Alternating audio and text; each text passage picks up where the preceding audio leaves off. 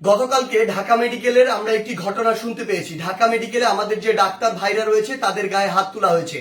যে যারা হাত তুলেছে তারা কি অভিযোগ করেছে? তারা অভিযোগ করেছে সেখানে নাকি একজন যে পেশেন্ট মারা গিয়েছিল সেখানে ডক্টরদের গাফিলাতি ছিল, ওই ঢাকা মেডিকেলের গাফিলাতি ছিল।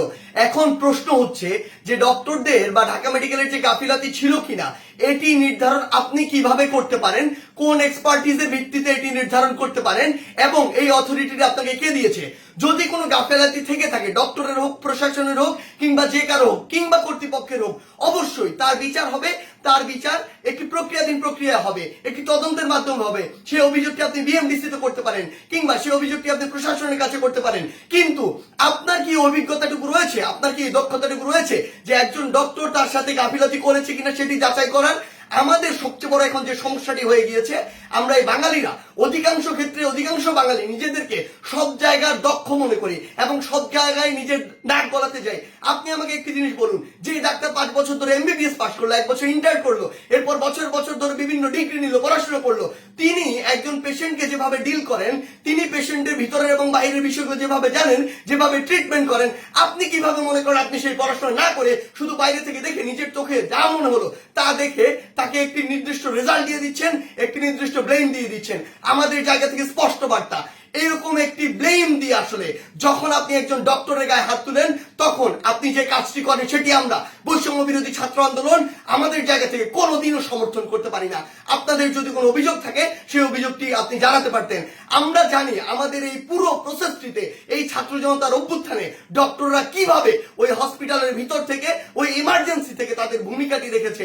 আমরা দেখেছি যখন কিছু সরকারের পাঁচাটা স্পিরিট, ডক্টরদের যে স্পিরিট, সেই স্পিরিটটি যাদের মধ্যে নাই, এমন গুটি কয়েক ডক্টর যখন ওই ছাত্র জনতার গণঅভ্যুত্থানে আমাদের আহত ভাইদের চিকিৎসা দিতে বাধা দিচ্ছিল, তখন অধিকাংশ ডক্টর নিজের জায়গা থেকে রিস্ক নিয়ে আমাদের ওই ভাইদেরকে চিকিৎসা দিয়েছিল।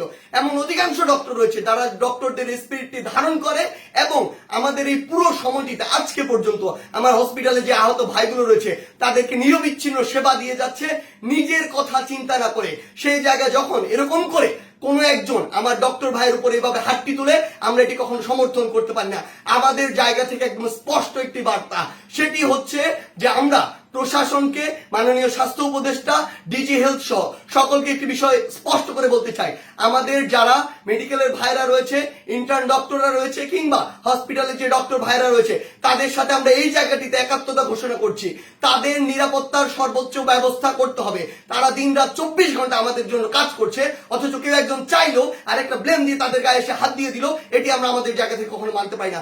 আমাদের জায়গা থেকে একটি স্পষ্ট বার্তা হচ্ছে তাদের এই নিরাপত্তার ব্যবস্থাটি করতে হবে। এবং গতকালকে ঢাকা মেডিকেলে যদি ওই পেশেন্টের মৃত্যুর জন্য কোনো কর্তৃপক্ষের হোক, ডক্টর হোক গাফিলাতি থেকে থাকে, তদন্ত সাপেক্ষে তার যেমন বিচারের আওতায় তাকে আনতে হবে। কিন্তু গতকালকে ওই আমার ডাক্তার ভাইয়ের গায়ে যে হাতটি তুলেছে, অপারেশন থিয়েটার থেকে বের হওয়া একজন ডক্টরকে, তার অবশ্যই দ্রুততম সময়ের মধ্যে তাকেও গ্রেফতার করে তাকেও বিচারের আওতায় আনতে হবে। আমাদের জায়গা থেকে স্পষ্ট একটি বার্তা, আইন নিজের হাতে তুলে নেওয়ার মতো অন্যায়টি যদি আপনি করেন তাহলে আপনার পক্ষে কোনোদিন আমাদের অবস্থান থাকবে না। ধন্যবাদ।